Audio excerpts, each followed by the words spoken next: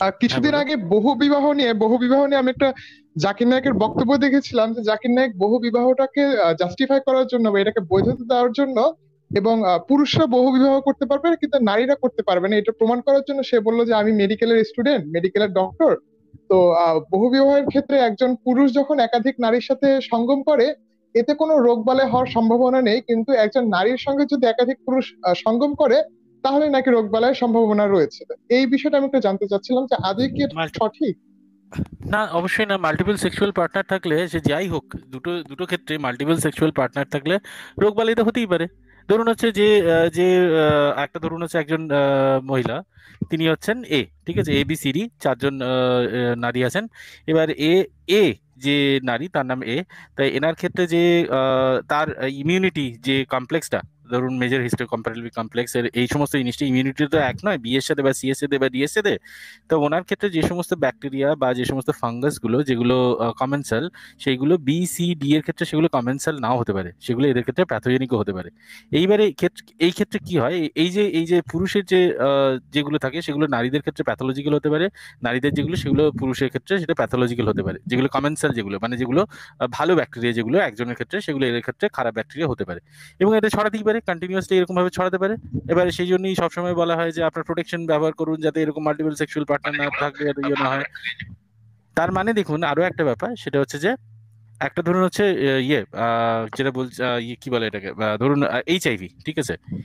HIV, এই যে জিনিসটা, এটা এরকম কি বলে যে মানে শুধুমাত্র পুরুষদের মধ্যে দিয়ে বাহিত হয় বা শুধুমাত্র স্ত্রীদের মধ্যে দিয়ে বাহিত হয়, এরকম কিছু, বা সিফিলিস, এই জিনিসগুলো কি এরকম কোনো লেখা থাকে? বা গনোরিয়া, এরকম কিন্তু কোথাও লেখা থাকে না। মাল্টিপল সেক্সুয়াল পার্টনার থাকলেই এই জিনিসটা হয়, ঠিক আছে। এই জন্য একটা বলা হয় যে মাথা ভাই কিছু দেখাচ্ছেন নাকি? সরি।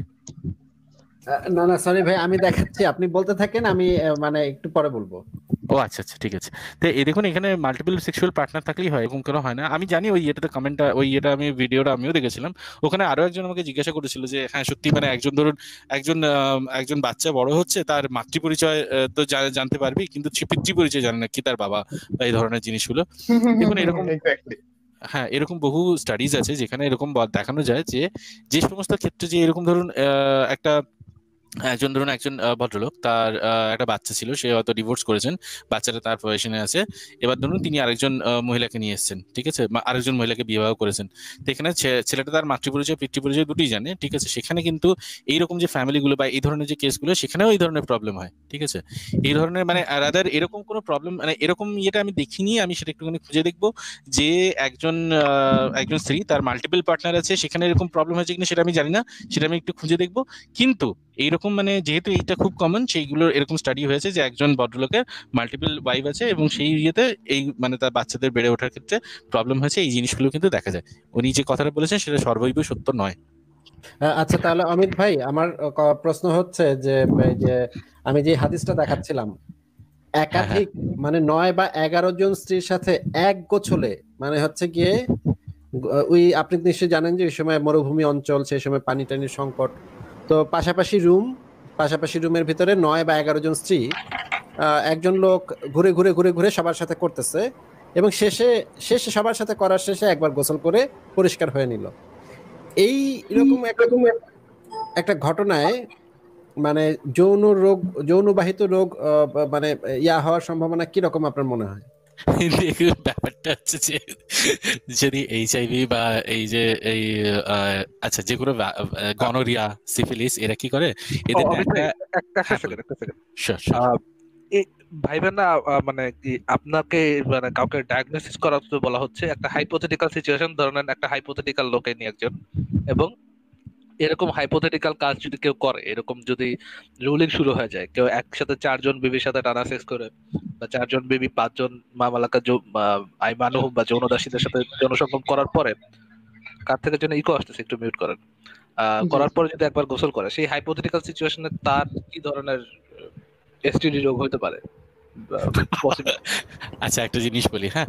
দেখুন ব্যাপারটা হচ্ছে যে ধরুন এই যে গনোরিয়া, সিফিলিস, এইগুলো কি করে, এইগুলো বা ধরুন হচ্ছে HIV, এরা তো ছোট ছোট মানে একদম তো মানে আণুবীক্ষণিক জীব। এরা ওরকমই ধূলিকণার মতন নয়। এরা কি করে, এরা হচ্ছে প্রথমে এদের একটা অ্যাঙ্কার এরা। আচ্ছা কার কাছ থেকে একটু নয়েজ আসছে? এরে হ্যাঁ, আচ্ছা, মিউট করে দিছি। Thank you.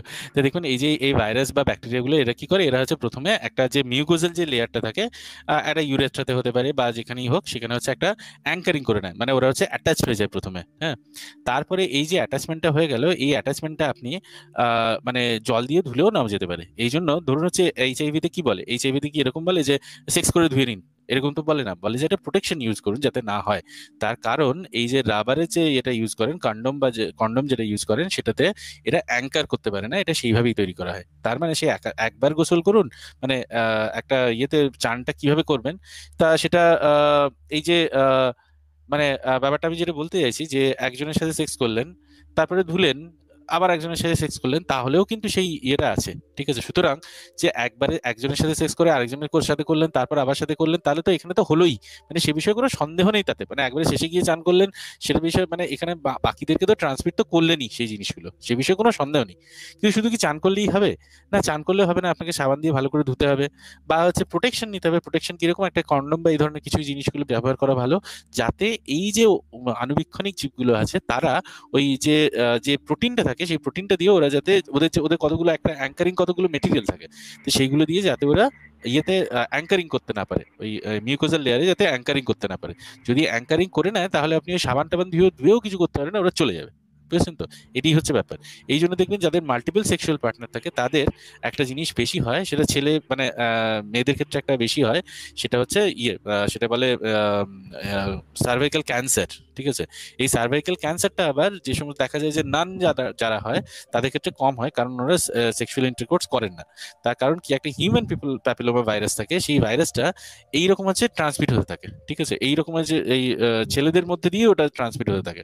তাই জন্য যখন ভ্যাকসিনটাও যখন দেওয়া হয়, দেখবেন দেখবেন এরকম হচ্ছে আপনার মেল পার্টনার ফিমেল পার্টনার এরকম ভাবেই ব্যাপারটা দেখা হয়। তাই এই জন্যই এটা করা হয়। That's all. তো তো বিশাল বড় অবস্থা ভাই, মানে কেউ যদি ভাই এটা এমনি তো ভাবতে কি ডিসগাস্টিং লাগে, আপনি মানে কারোর সাথে ইয়ে করার পরে আপনি আরেকজন গাইমে টাইমে যাওয়া আরেকজনের সাথে সে করতেছেন, এবং এই আরেকজনের সাথে করে আপনি থেমে যাচ্ছেন, আপনি একটা ম্যারাথন করতেছেন যেখানে আপনার 11 নাম্বার যে শেষ হচ্ছে, ইয়াক। দেন ইউ ফিল লাইক যে হ্যাঁ এখন আমার একটা গোসল করা দরকার। আর এটা মানে ভাই আচ্ছা আচ্ছা মাতব্বর ভাই, আরেকটা মানে আউট অফ দ্য টপিক আরেকটা কোশ্চেন করতে চাই ভাই। এরকম কি কিছু হয়েছিল যে ফারাজ অর্ণব নামে কেউ যুক্ত হয়েছিল এবং যুক্ত হয়ে কোনো গান টান ছেড়ে দিয়েছিল, এরকম কি কিছু হয়েছিল? হ্যাঁ হ্যাঁ, হয়েছিল। ভাই ওটা কিন্তু আমি ছিলাম না, কারণ আমি একটা লাইভে ছিলাম, অন্য একটা লাইভে ছিলাম, আমি সেই লোক ছিলাম না। আচ্ছা, তাতে কিছু আসলে যায় আসে না, ওই একটু গান শুনলাম আমরা, তো সমস্যা কি? আমরা তো আর মুমিন না যে গান শুনলে আমাদের ইমান হারা হয়ে যাবে। আমাদের তো বেশ ভালোই লাগলো, ভালোই গান চলছিল। আচ্ছা রবিন ভাই, আপনার কি আর কিছু বলার আছে? জি জি, আমার আরেকটা প্রশ্ন আছে তাহলে। তবে আপনার একাধিক মানে স্ত্রীর যদি একাধিক পুরুষ থাকে সেক্ষেত্রে হয়তো সম্ভাবনাটা মনে হয় একটু বেশি। মানে হ্যাঁ, মানে না, আমি ব্যাপারটা আমি বুঝলাম না, আরেকবার বলুন। মানে আমি একটু একটু ক্লারিফাই করি এখানে সংক্ষেপে ভাই। কতজন সঙ্গীর সাথে যৌন সঙ্গম করছেন সেটার উপরে যৌন রোগ হবে কিনা সেটার সম্ভাবনা নির্ভর করে না, নির্ভর করে হচ্ছে আপনি সেক্সুয়াল হাইজিন মেনটেন করছেন কিনা, সেফ সেক্স করছেন কিনা সেটার উপরে। আপনি যদি সেফ সেক্স একজনের সাথে না করেন মানে তাহলে তো ভাই আপনার ইয়ে তো মানে যৌন রোগ হওয়ার তো সম্ভাবনা আছেই। আপনার ধরেন পার্টনার একটা এবং সেই পার্টনারের যৌন রোগ আছে ভাই, আপনি সেফ সেক্স না করলে তো আপনার হবেই। আবার আপনার পার্টনার চারটা, কিন্তু আপনারা সবাই সবসময় সেক্সুয়াল হাইজিন মেনটেন করেন, তাহলে তো আপনার পক্ষে মানে আপনার ক্ষেত্রে তো এই জিনিসটার সম্ভাবনা তো কমে গেল তাহলে, তাই না? হ্যাঁ, সেটা ছেলে হোক মেয়ে হোক সবার ক্ষেত্রেই প্রযোজ্য। এই কথাটা যেটা মাথু ভাই বললেন সেটা ছেলে মেয়ে সবার ক্ষেত্রেই প্রযোজ্য। মানে আচ্ছা, আমার কথাটা হচ্ছে যে মানে হাজবেন্ড ওয়াইফ তো কন্ডম ইউজ করছে না, তাই না? তো কন্ডম যখন ইউজ করছেন এবং আপনি মাল্টিপল সেক্স করছেন, সেক্ষেত্রে যদি আপনি ধরেন যে সেক্স করার পরে একটার পরে করার পরে আপনি ক্লিন করলেন এবং তার পরবর্তী সেক্সে গেলেন, মানে বলতে খুব ঘৃণা লাগছে আসলে কথাগুলো, যে একজনের সাথে করার পরে আরেকজনের সাথে করার পরে আরেকজন, মানে একটু বিব্রত মনে হয়। মাল্টিপল সেক্সুয়াল পার্টনার মানে হচ্ছে মাল্টিপল সেক্সুয়াল পার্টনার মানে হচ্ছে অনেকগুলো সেক্সুয়াল পার্টনার, সেটা ছেলেও হতে পারে মেয়েও হতে পারে। এইবারে ধরুন যে একটা যে এইচআইভি বা hepatitis B virus, human papilloma virus, এইগুলো ট্রান্সমিশন হয়। ঠিক আছে, এইগুলো হচ্ছে একজনের থেকে আরেকজনের মধ্যে ট্রান্সমিশন হয়, এইগুলো এর মধ্যে থাকে না। কিন্তু কিছু কিছু ব্যাকটেরিয়া আছে যেগুলো কমেন্সাল, যেগুলো মানে হচ্ছে মিথজীবী বলতে পারেন। হ্যাঁ, সব থেকে ভালো বাংলা হচ্ছে মিথজীবী। সেইগুলো মেয়েদের মধ্যেও থাকে ছেলেদের মধ্যেও থাকে, এইগুলো ট্রান্সমিট হয়। ঠিক আছে, এগুলো যে কোনো ক্ষেত্রেই ট্রান্সমিট হয়। এই জন্য দেখবেন যে মেয়েদের মেয়েদের ক্ষেত্রে যে সাদা স্রাব হয়, এই জিনিসগুলো এই কারণেই হয়, যে এইগুলো ট্রান্সমিট হয়েছে বলেই হয়। এই জন্য দেখবেন এই সাদা স্রাব বা এই ধরনের যে দেখবেন ভ্যাজিনাল রাটস, এই সমস্ত জিনিসগুলো, এগুলো কিন্তু যারা সেক্সুয়াল ইন্টারকোর্স করেনি তাদের ক্ষেত্রে হয় না, বুঝেছেন তো? তো এই জন্য দেখুন ব্যাপারটা হচ্ছে যে একটা মানে মাল্টিপল সেক্সুয়াল পার্টনার থাকলে এইটা ছেলে মেয়ে উভয়ের ক্ষেত্রেই ট্রান্সমিট হতে পারে, বুঝেছেন তো? এরকম আচ্ছা আচ্ছা আচ্ছা আচ্ছা। ঠিক আছে, আমরা তাহলে পরের জনের কাছে যাই, রবিন ভাই। ভাই আমার আরেকটা প্রশ্ন ছিল, আমি একটু জানতে চাচ্ছিলাম যে আসিফ আসিফ ভাই একটু বললো যে আয়েশা রাদিয়াল্লাহু তাআলা আনহুর নাকি মাসিক শুরু হওয়ার পূর্বেই সঙ্গম হয়েছিল, এটার কি কোনো রেফারেন্স আছে কিনা একটু জানতে চাচ্ছিলাম। ভাই এটা নিয়ে তো আমরা অনেকগুলো লাইভ করেছি, অনেকগুলো লাইভ করে অনেকবার প্রমাণগুলো দেখিয়েছি, একটা একটা করে প্রমাণগুলো একটু দেখিয়েছি। হাদিসটা যদি দেখাতে পারতেন আসিফ ভাই তাহলে খুব ভালো হতো। আচ্ছা, আপনাকে আমি দেখিয়ে দিচ্ছি, একটু ধৈর্য ধরেন। এটা হচ্ছে আয়েশা কি 9 বছর বয়সে বয়সন্ধিকালে পৌঁছেছিলেন, এটা একটা বিরাট লেখা। হ্যাঁ, এই লেখাটার ভিতরে প্রত্যেকটা স্টেপ দিয়ে দিয়ে দিয়ে দিয়ে প্রমাণ করা হয়েছে যে আয়েশার তখন পিরিয়ড শুরু হয় নাই। তো এখানে একটা হাদিস যদি আপনাকে আমি দেখাই বা একটা কোরআনের আয়াত যদি দেখাই, তাহলে সেই জিনিসটা হবে না। সেটা নিয়ে আপনারও মনে খচখচানি থাকবে এবং যারা দেখবে তাদেরও মনে খচখচানি থাকবে। ভাই গত 2টা লাইভ আগে আমি একটা লাইভ করেছিলাম, সেই লাইভটার ভিতরে আমি পুরো জিনিসটাকে একটার পর একটা স্টেপ বাই স্টেপ একটা একটা করে দেখিয়েছিলাম। আপনি একটু কষ্ট করে সেই লাইভটা একটু দেখে নেন, অথবা এই লেখাটা গিয়ে পড়ে নেন। আমি এখন একটা মানে খণ্ডিত ভাবে একটা হাদিস দেখাতে চাচ্ছি না। আচ্ছা ঠিক আছে, তাহলে আমি যাওয়ার আগে একটা কথা বলে যেতে চাই যে আজকে যে শিশু বিবাহ চাই এটা নিয়ে কথা হচ্ছে, বাল্য বিবাহ। আমি একটা জিনিস দেখেছি বাংলাদেশের মানুষের মধ্যে, সেটা হচ্ছে যে বর্তমানে এই মুহূর্তে আমি দেখেছি যে এই সকল মানুষগুলো তারা শিশু বিবাহ করতে চায় বা এগুলোকে সাপোর্ট করে, কিন্তু আমি দেখেছি যে তারা নিজেদের মেয়েকে কিন্তু কেউ আবার কোনোভাবেই শিশু 6 বছর 9 বছর 10 বছর 11 বছর বয়সে বিয়ে দিতে চায় না, কিন্তু তারা অপরের মেয়েকে আবার ঠিকই বিয়ে করতে চায়। এই জিনিসটা আমি খুব দেখেছি যে আমার আমার বেশ কিছু বন্ধুকে আমি দেখেছি, আমার ভার্সিটিতে আমি দেখেছি যে তারা বিয়ে করতে মানে বলছে যে কি হয়েছে, কি সমস্যা, আজকালকার মেয়েরা তো এই বয়সে সেক্স করে নিচ্ছে, এই হচ্ছে, বিয়ে দিলেই যত সমস্যা, এগুলো ইহুদি নাসারা ষড়যন্ত্র, মেয়েদের দিয়ে খারাপ কাজ করাবে, ইমান নষ্ট করার তারা। তা আমি তখন তাকে জিজ্ঞেস করেছিলাম যে তুমি কি তোমার বোনকে দিবা, তোমার বোনকে বা তোমার মেয়েকে কি বিয়ে দিবা? তোমার বোন তো এখন 18-20 বছর হয়ে গেছে, আমি চিনি, তাদের বড় বোন আছে। তো সে বলছে তখন একটু মানে হিচকিচাচ্ছে, তখন বলছে যে ভালো পাত্র পাইনি এই জন্য বিয়ে দেওয়া হয়। আচ্ছা, এই যে হ্যালো। জিনিসটা ভাই আপনি বললেন, সেই জিনিসটা কিন্তু নবীর সুন্নত, এটা কি আপনি জানেন? জি জি, এটা তো আমি জানি। সেই জিনিসটা আপনাকে একটু বলে জি। দিচ্ছি, একটা সহিহ হাদিস আপনাকে দেখিয়ে হ্যাঁ দিচ্ছি। হ্যাঁ, এই যে যে বিয়ে নবীজি, নিয়ে তার জামাতা। হ্যাঁ হ্যাঁ, তা ফাতেমার কিন্তু সতী নামতে দেন নাই, আর আলীর কিন্তু আরো বিয়ের প্রস্তাব এসেছিল, তিনি কিন্তু নিতে দেন নাই। তিনি এই বিষয়ে হুম কঠিন হুম। ছিলেন, যে এটা করতে দিবেন না। তাহলে এই যে দ্বিমুখী আচরণ, এটাও এক প্রকার সুন্নাত পালন। হ্যাঁ ভাই। আচ্ছা আচ্ছা আচ্ছা। আর তাহলে আমরা বলতে পারি যে বহু বিবাহের ক্ষেত্রে মানে আচ্ছা, বহু তাহলে আমরা বিবাহটাকে পরের জনের কাছে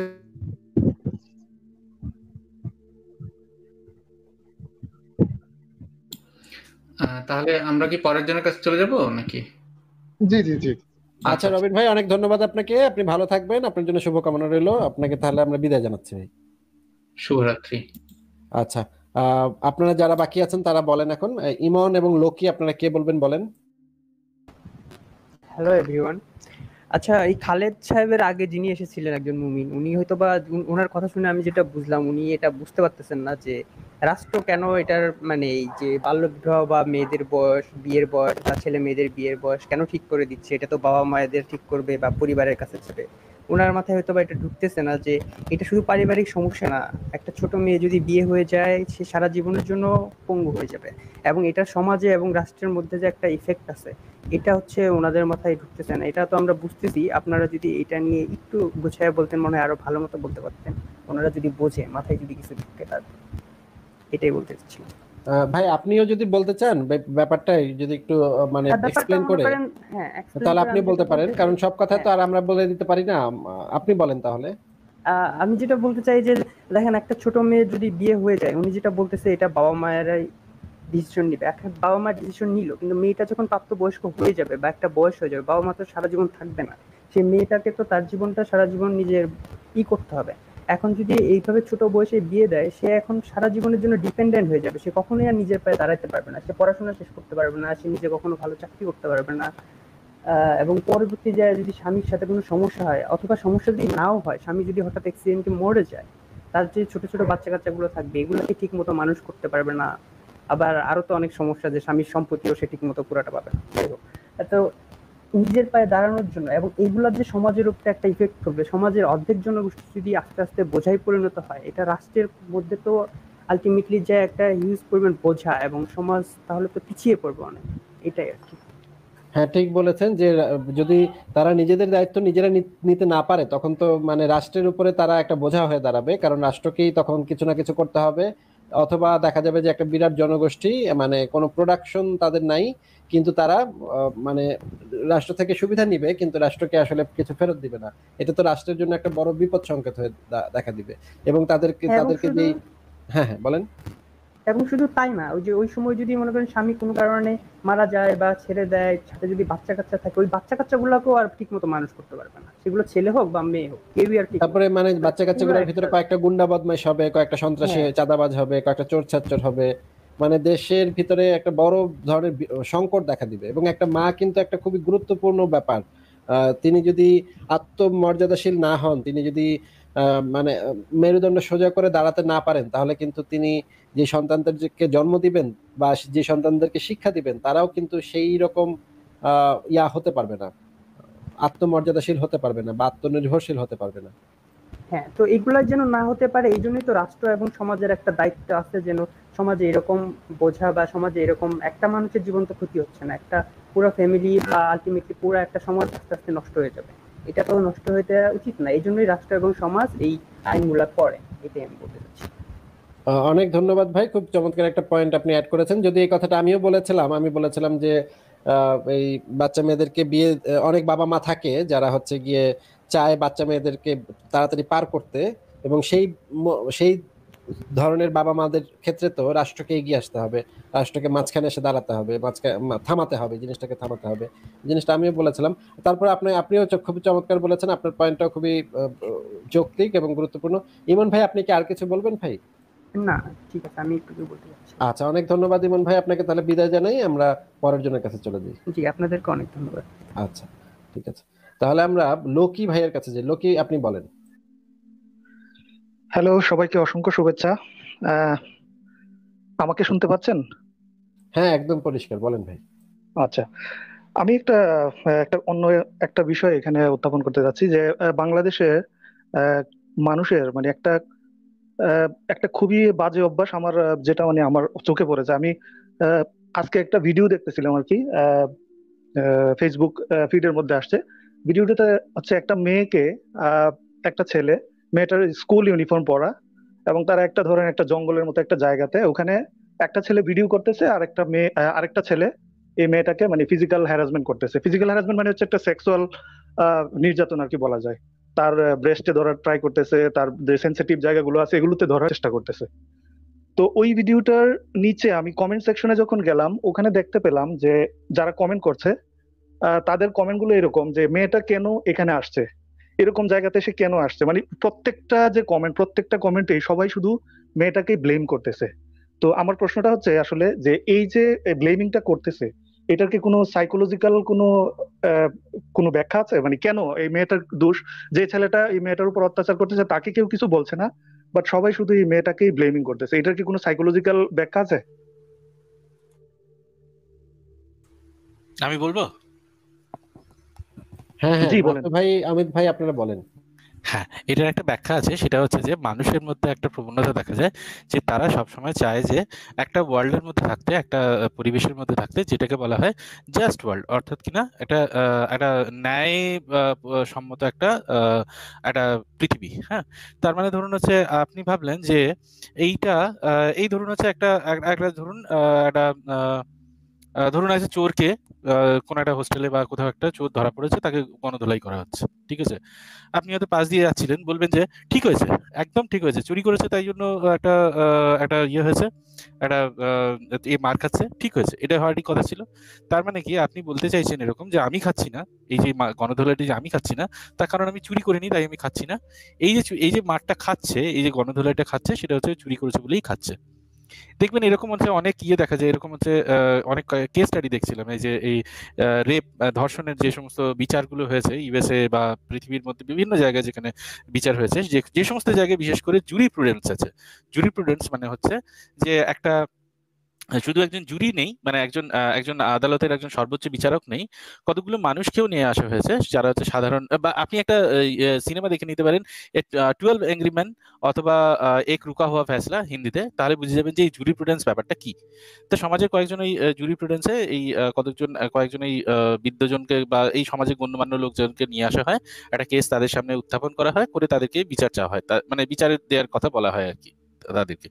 তো দেখা যায় যে এই রেপের কেসে, রেপ মানে এই সমস্ত ধর্ষণের এই সমস্ত কেসে অধিকাংশ মেয়েরা এরকম একটা ভার্ডিক্ট দিয়েছে যে এই মেয়েটা ধর্ষিত হয়েছে কারণ she she asked for it, অর্থাৎ কিনা সে এই জিনিসটা করতে চেয়েছিল, তাই জন্যই তাকে এরকম ভাবে ধর্ষণ করা হয়েছে। তার ড্রেসটা ভালো ছিল না, তার বিহেভিয়ার ভালো ছিল না, তার তার ইয়েটা ভালো ছিল না, তার জামা কাপড় পোশাক এই সমস্ত ভালো ছিল না, তার স্বভাব চরিত্র ভালো না, সেই জন্যই তাকে রেপ করা হয়েছে এবং সেটা ঠিক করেছে। এবং দেখা যায় যে বিশেষ করে একটা এই সমস্ত ধরুন হচ্ছে যে এজের, মানে ধরুন একজন ভদ্রমহিলা যিনি ভিক্টিমাইজড, সেই ভিকটিম ধরুন হচ্ছে 28 বছর বয়স, এরকম একটা কেস দেখছিলাম। তো যতগুলো ওই কাছাকাছি যতজন আছে ওই জুরি প্রেজেন্সে, তারা হচ্ছে এরকমই একটা ভার্ডিক্ট দিয়েছে, ঠিক আছে। এইবার আরেকটা কেস, সেখানে একজন 46 ইয়ার্স ওল্ড একজন ভদ্রমহিলা, তিনি ইয়ে হয়েছেন, তিনি ধর্ষিত হয়েছেন, তিনি তার মেনোপজ হয়ে গেছে, তিনি ফার্টাইল ইয়েতে নেই। তো তখন দেখা যাচ্ছে যে ওই ওই এজে যে সমস্ত ইয়েরা, তারা হচ্ছে এরকম একটা ভার্ডিক্ট দিয়েছেন, যে তারা বিচার দিয়েছেন যে হ্যাঁ ঠিক হয়েছে, ব্যাপারটা হওয়ারই উচিত ছিল, এই ভদ্রমহিলা এরকম ছিল, এই এরকম এই বয়সে গিয়ে এইসব করে কেউ, লোকজনকে এরকম জামা কাপড় পরে অফিসে আসে, এই করে সেই করে, এরকম হচ্ছে ভার্ডিক্ট দিয়েছে। তা অর্থাৎ কিনা যে মানুষ সবসময় একটা জাস্ট ওয়ার্ল্ড, অর্থাৎ কিনা একটা একটা ইয়ের মধ্যে থাকতে চায়, একটা একটা কি বলবো, মানে একটা খুবই ন্যায়পরায়ণ একটা ইয়ের মধ্যে থাকতে চায়। ধরুন হচ্ছে রাস্তায় অ্যাক্সিডেন্ট হলো, সবাই বলবে যে কি কারণে হলো, হয়তো খানাখন্দ ছিল, সেরকম কিছু একটা ছিল। লোকজন বলবে বেটা দেখে যাস, যেতে পারিস না, এরকম জোরে জোরে কেউ ইয়ে চালায়, এরকম একটা কথা বলে। তারা কিন্তু এরকম যে এই বিচারটা করে না, যে হয়তো রাস্তারও একটা প্রবলেম থাকতে পারে, সেটা করে না। কারণ তারা ভাবতে চায় যে না, আমি ভাই সেফ জায়গাতে আছি, আমার সাথে কিছু হবে না, কারণ আমি একজন ভালো মানুষ। এই জন্যই হচ্ছে ওই যে এই কর্মফল এই সমস্ত ইয়েগুলো আসে, যে এই এই কর্মটা করেছিস বলে এই ফলটা পাচ্ছিস, এই পূর্বজন্মে এই কর্ম করেছিস বলে এই ফলটা পাচ্ছিস, এই সব কনসেপ্ট গুলো এখান থেকেই আসে। তো এই যে দেখছেন, এই যে কমেন্টস গুলো দেখছেন, সেখানে কিন্তু তারা এই ইয়েতে ডিপার লেভেলে যাওয়ার চেষ্টা করে না, যে সমাজে কেন হচ্ছে, বা ধরুন হচ্ছে এই ছেলেগুলো, তারা তাদের যে একটা সাইকোলজিক্যাল প্রবলেম থাকতে পারে, বা তারাও এরকম মানে কেন করছে এই জিনিসগুলো, সেইগুলো ডিপে যাওয়ার চেষ্টা করে না। তার কারণটা কি? কারণ হচ্ছে এই ডিপে যখনই যাবে, মানে যখনই হচ্ছে আসল কারণটা তারা অনুধাবন যদি করতে পারে, তাহলে নিজেদের মধ্যে হয়তো ওই সেক্সুয়াল ওই ডিজায়ারটা আছে, সেইটা বেরিয়ে আসে। অর্থাৎ কিনা সমাজের একটা নগ্ন বিভৎস রূপ সেখানে উন্মোচন হয়ে যায়, যেটা দেখতে মানুষ রীতিমতো ভয় পায়। সেইখান থেকে এই ধরনের কমেন্টস গুলো, এই প্রভোকিং ড্রেস, এই ধরনের জিনিসগুলো, এই কমেন্টস গুলো, মানে এই ইয়েটা থেকেই, এই কনসেপ্ট গুলো থেকেই এই চিন্তা ভাবনাগুলো ধীরে ধীরে ডেভেলপ হয়। That's all. কিন্তু অমিতা, এটা কিন্তু অঞ্চল ভেদে কিন্তু এই যে কমেন্টস গুলো সেগুলো কিন্তু আবার ডিফারেন্ট হয়। যেমন সেম ঘটনাটাই যদি ধরেন একটা সভ্য দেশে দেখি, সেক্ষেত্রে কিন্তু এই ভিক্টিমাইজ যে গেমটা সেটা কিন্তু হয় না। হ্যাঁ, তার কারণটা কি বলুন তো? কারণ হচ্ছে এইখানে এই সমস্ত জায়গাগুলোতে, যে যে সমস্ত জায়গার কথা আপনি বলছেন, সেখানে মানুষ নিজের অধিকার সম্পর্কে সচেতন, তাই না? আর আমাদের দেশে কি হয়, আমাদের দেশে হচ্ছে ধরুন এই মেয়েটা যদি, এই যে ধর্ষিতা মেয়েটা, এই হয়তো পুলিশের কাছে গেল, পুলিশ হয়তো তাকে নিয়ে হাসাহাসি করলো, যে হ্যাঁ ভাই এটা কেন করেছিস, সেটা কেন করেছিস। তবে সর্বৈব কথাটা কিন্তু সর্বৈব সত্যি নয়। আমি যে আপনাকে প্রথম যে কেস স্টাডিগুলো বলছিলাম, সেই কেস স্টাডিগুলো কিন্তু মানে এগুলো আমি ইউএস এর কথাই আমি বলছিলাম, মানে আমি উদ্দেশ্যপ্রণোদিতভাবেই ইউএস এর এই কেস স্টাডিগুলোর কথা বলছিলাম। তার কারণ সেগুলো আমি পরবর্তীকালে দেখাতেও পারি যদি চান তো রেফারেন্স গুলো। তা যাই হোক, যেটা বলার কথা সেটা হচ্ছে যে এই এই যে যার যে মেয়েটার কথা বলছেন, সে হয়তো এখন দেখবে যে এ নিজের অধিকার সম্পর্কে সচেতন নয় প্রথমত, দ্বিতীয়ত ও হচ্ছে যদি মানে পুলিশের কাছেও যায়, সেখানে গিয়েও সে একটা হ্যারাসমেন্টের শিকার হবে, বুঝছেন তো? তাই জন্য এরা মনে করে যে চুপচাপ এই ব্যাপারটা মেনে নেওয়াটাই ভালো, এবং এখানে একটা প্রশ্রয় পায়। এই প্রশ্রয় পেতে পেতে পেতে পেতে পেতে এমন একটা জায়গায় পৌঁছয়, এমন একটা জায়গায় পৌঁছয় ব্যাপারটা যে সেখানে এটা একটা রেগুলার নর্মস হয়ে দাঁড়ায় সমাজে। হ্যাঁ, এটা করাটাই যেন একটা এইরকম মানে মেয়েরা রাস্তায় বেরোবে না এরকমই একটা যেন একটা রুলস হয়ে যায়। এই একটা একটা মানে তাদেরকেই কন্টিনিউয়াসলি তাদের উপর ব্লেম করা হয়, কেন তুই ভাই রাস্তায় বেরিয়েছিলি, কেন তুই বয়ফ্রেন্ডের সাথে এইখানে গেছিলি, কেন তুই একা একা রাস্তায় বেরোলি, কেন এই সময় অফিস থেকে আগে ফিরতে পারিস নি, তাহলে তো এই জিনিসটা হতো না। এরকম ব্যাপারটা একটা জিনিসটা হয়ে যায়। কিন্তু সেই ধরুন হচ্ছে সেই মেয়েটারও একটা হয়তো একটা কেরিয়ার আছে, সেও হচ্ছে একটু বেশি কাজ করে নিজের কেরিয়ারটাকে তৈরি করতে চায়, সেরকমও করতে হতে পারে। কিন্তু তাকে এই জিনিসগুলো কিন্তু হয় না, এই জিনিসগুলো ধীরে ধীরে সোশ্যাল নর্মস হয়ে দাঁড়ায়। আচ্ছা, আমরা এই আলোচনাটাকে আমরা আর বেশি বড় করব না অমিত ভাই এবং লক্ষ্মী ভাই। আমরা তাহলে আমরা শেষের দিকে, আমি শেষ যাদেরকে যুক্ত করেছি, এরপরে আর কাউকে যুক্ত করা হবে না। আপনারা এরপরের আলোচনাগুলো একটু সংক্ষিপ্ত করার চেষ্টা করেন, কোনো মানে দীর্ঘ আলোচনার ভিতরে আর যায় না। আমি লক্ষ্মী ভাই, আপনার কি আর কোনো কথা আছে বলার? না, লক্ষ্মী ভাই আপনার কি আর কিছু বলার আছে? না ধন্যবাদ আসিফ ভাই, আমার আর কিছু বলার নেই, ধন্যবাদ। অন্য একদিন যুক্ত হয়ে আপনাদের সাথে কথা বলবো। থ্যাংক আচ্ছা, ইউ ঠিক কানেক্ট আছে লক্ষ্মী ভাই, অনেক ধন্যবাদ আপনাকে। তাহলে বিদায় জানাচ্ছি। আমরা তাহলে চলে যাই হচ্ছে গিয়ে ক্লিন ক্লিনেস্ট ডার্টি শার্ট, আপনি বলেন। হ্যালো,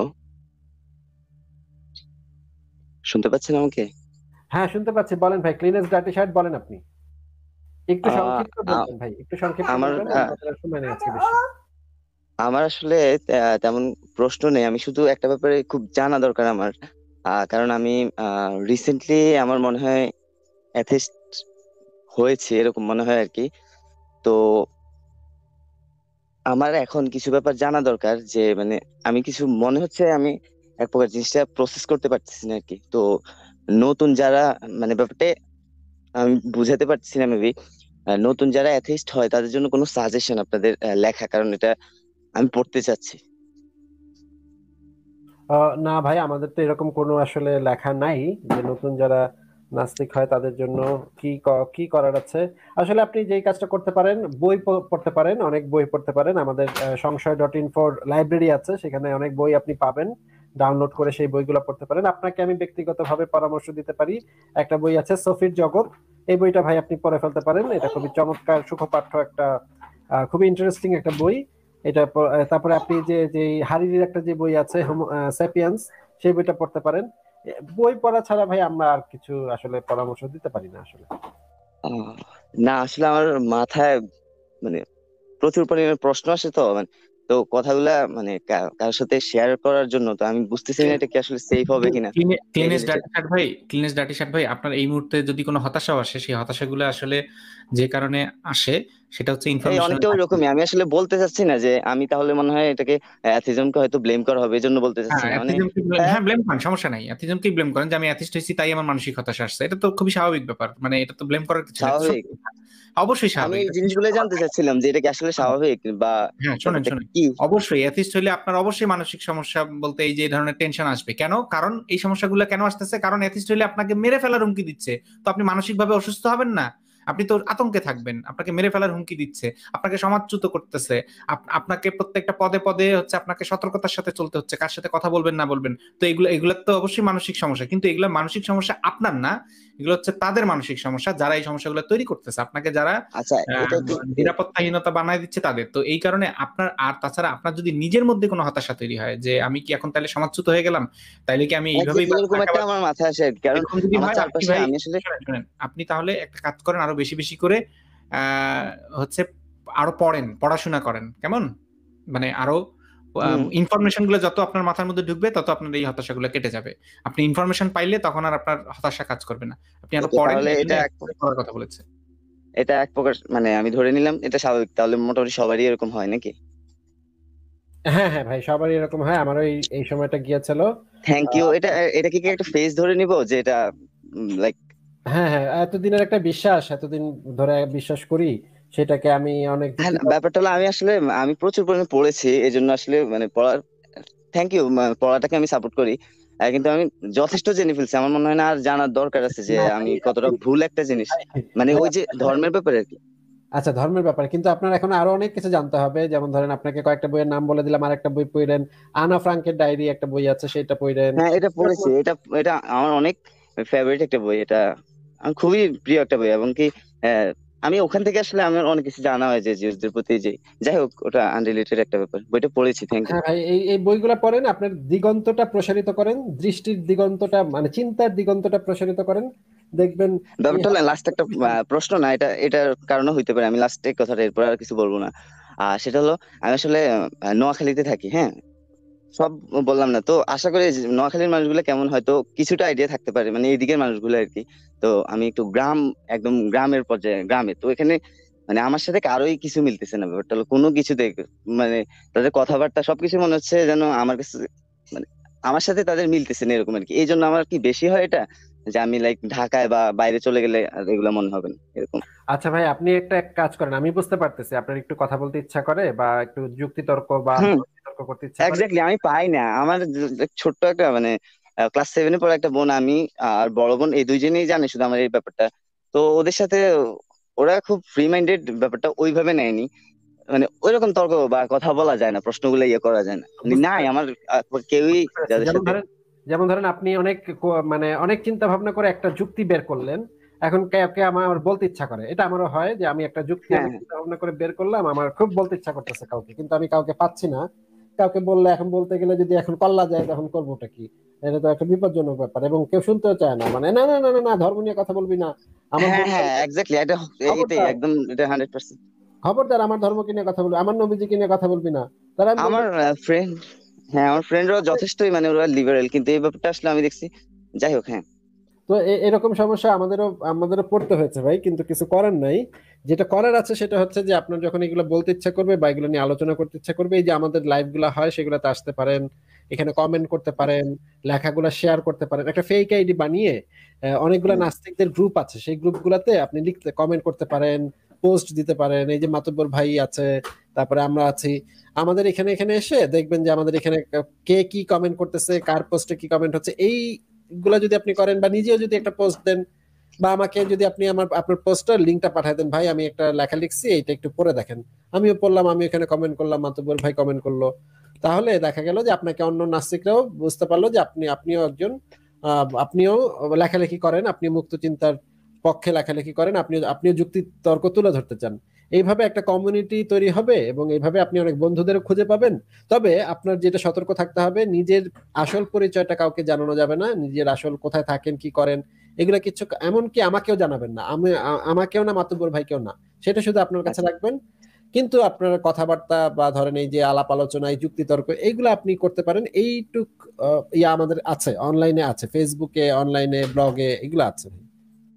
মানে আমার ব্যাপারটা হজম করতে কষ্ট হয় যে আহ, মানে আমি একটা ব্যাপার, এত বড় একটা ব্যাপার যেটা আমি নিজের মধ্যে সবসময় রাখতে হচ্ছে, তো আহ, এই জিনিসটা, এটা একটা মানে মেন্টাল যে একটা পিসনেস, ওটা আমার যথেষ্ট খুবই ভালো ছিল, তো আমার মনে হয় আর কি যে এটা মনে হয় একটু কিছুটা ডিস্টার্ব হয়েছে এখন। তো এই জন্য মনে হয় আসলে কি তাহলে ভুল হয়ে গেল যে মানে আমি তো না জানা অবস্থায় তো আমার সমস্যা ছিল না, কারণ আমি এমনিতেও নামাজ বা ধর্মের দিক থেকে অতটা অ্যাক্টিভ ছিলাম না কোনো ইয়েতেই। তো মানে এটা খুব কারোর সাথে শেয়ার করা যায় না, এটা একটা কি মনে হয়, আমি আসলে বুঝাইতে পারতেছি না। ভাই বুঝতে পেরেছি, আপনাকে আমি যে পরামর্শগুলো দিলাম সেগুলো কিছুদিন মানে করে দেখেন, আপনার বুঝতে পারতেছি আপনার একটু মানে একা একা লাগে এখন, এটা এই জিনিসটা আরো হ্যাঁ হ্যাঁ, আসলে আমি প্রচুর পরিমাণে আপনার রিসার্চ ডকিংস কিংবা আপনার অ্যাপোস্টেট প্রপার্টি, এদের অনেক মানে ভালো ভালো যারা এসে সবার ভিডিও গুলোই দেখি। এখন আমার কেন জানি মনে হচ্ছে, আমার মনে হয় নেগেটিভ মানে ইসলামের যে নেগেটিভ সাইড গুলো, ইসলাম না যে কোনো এই 2-3টা ধর্ম যেগুলো আহ, বুঝতে পারছেন আশা করি, তো আহ, এগুলো কি সব আমি মানে আনসাবস্ক্রাইব করে একটু এগুলো থেকে দূরে থাকা ভালো হবে, নাকি জানতে সমস্যা নেই, কি সাজেস্ট করেন? হ্যাঁ, সেটা আপনি করতে পারেন, আবার মানে আপনি মানে মুসলিমও হয়ে যেতে পারেন, তাতেও কারো কোনো সমস্যা নেই। আপনি যদি আবার ওটা পসিবিলিটি নাই কখনই। তাতেও কোনো আসলে কিছু যাবে আসবে না কারো। কিন্তু আপনি যে যুক্তি দিয়ে চিন্তা ভাবনা করতে শিখছেন, এটাই অনেক বড় অর্জন ভাই, এটা খুব কম মানুষ করতে পারে। এটা মানুষ হচ্ছে গিয়ে সাধারণত যে মূর্খ মুমিন গুলো আছে, যেগুলা মানে নিজেদের মাথা খাটাতে পারে না, আপনি যে এই জিনিসগুলা বুঝতে পারতেছেন, এটা কিন্তু একটা বিরাট ব্যাপার। এবং এটা কিন্তু সহজ ব্যাপার না, মস্তিষ্কটাকে অনেক খাটানোর পরে এই জিনিসগুলা মানুষ আমি আসলে প্রচুর বই এমনিতেও পড়ি, প্লাস গান শুনি, প্লাস এই কারণে হয়তো বা, যাই হোক, আমি চিন্তা ভাবনা একটু অন্যভাবে ইয়ে করতাম। আর এই ভিডিওগুলো দেখা প্লাস এমনি তো সব এই বেশ কিছু ব্যাপার নিয়ে আমার বিরোধ আগেও ছিল, কিন্তু রিসেন্টলি বিশেষ করে এই কি বলে লকডাউনের মধ্যেই আমার এই জিনিসটা একটু বেশি হয়েছে যে আমি রিসার্চ করার পরে, আর আমি কখনো আগে কোরআনও পড়ি নাই, তো বাংলায় পড়ার পরে বা হাদিস গুলা মানে sunna.com থেকে পড়ার পরে আমি দেখলাম যে বেশিরভাগই এটা মানে মেনে নেওয়ার মতো না। তো এরপরে ডিসিশন নিয়েই নিলাম, কিন্তু ডিসিশন নেওয়ার পরে ব্যাপারটা হলো আমি শেয়ার করার মতো কোনো স্পেস পাচ্ছি না। আপনার সাথে কথা আচ্ছা বলে ভাই, ভালো লাগছে বুঝতে যে পেরেছি।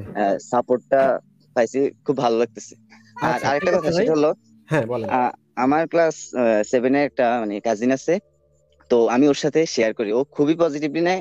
আমি পজিটিভলি বলতে আমি ঠিক জানি না ওর সাথে এগুলো কি শেয়ার করা ঠিক হবে, আর ও একমত পোষণ করে। আমি যখন বলি যে মানে এইটা আমার কাছে ঠিক মনে হয় না, ওর বলে ওর কাছেও ঠিক মনে হয় না, হয় না এরকম। তো ও আমার মনে হচ্ছে ও আমার মতো হয়ে যাবে, তো এটা কি আমার করা ঠিক হবে ওর সাথে এসব কথা বলে? বা আমি তো এটা ভাই বলতে পারি যে আমি সেফ, ও বলবে এটা না। তো আমি বলতে পারছি না ভাই, এটা তো আমি আপনার মানে ওই ছেলেটাকে তো আমি মানে মোরালের দিক দিয়ে যদি বলি যে এটা কি ঠিক হচ্ছে যে ও তো ছোট, ওর সাথে এগুলো নিয়ে কথা বলা, ওর 13 হ্যাঁ বছর হ্যাঁ, সেটা তো অবশ্যই, সেটা অবশ্যই যদি আপনি চেষ্টা মোরালিটির দিক করেন। দিয়ে মানে মোরালিটির দিক দিয়ে বলে তো দিবে কোনো সমস্যা সমস্যা নেই, হবে কিন্তু সেটা না।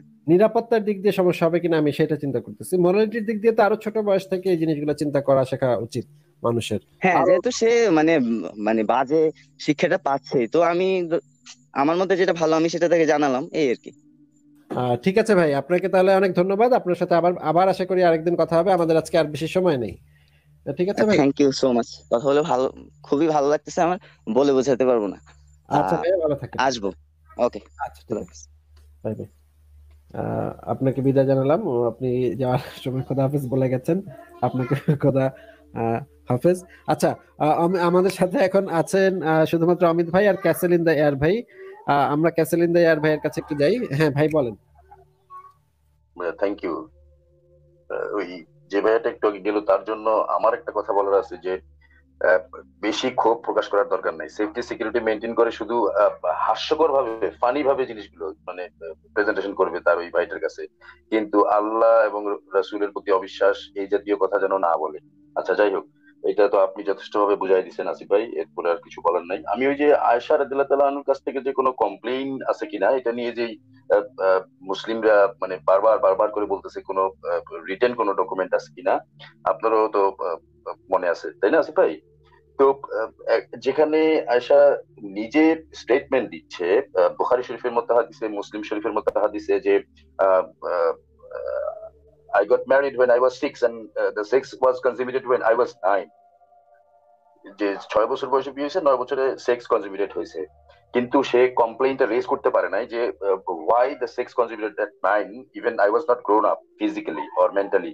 এই জিনিসটা তখন সে বুঝতে পারে নাই, অথবা সে কমপ্লেইনটা দিবে কার কাছে? অথরিটি তো সে নিজেও একটা অথরিটির পার্ট, এবং যে অথরিটি তার ঘরে, তার হাজবেন্ড নিজেই হচ্ছে এটার অথরিটি, তার এগেইনস্টে যদি কমপ্লেইনটা দিতে যায় তাহলে তো ওই সমাজে এই কমপ্লেইনটা অ্যাকসেপ্টেবল না। যেহেতু কোরআনের আয়াতের মধ্যে আল্লাহ বলে দিছে যে তোমরা 1 2 3 অথবা 4 জন পর্যন্ত বিয়ে করতে পারো, কিন্তু একজনই উত্তম।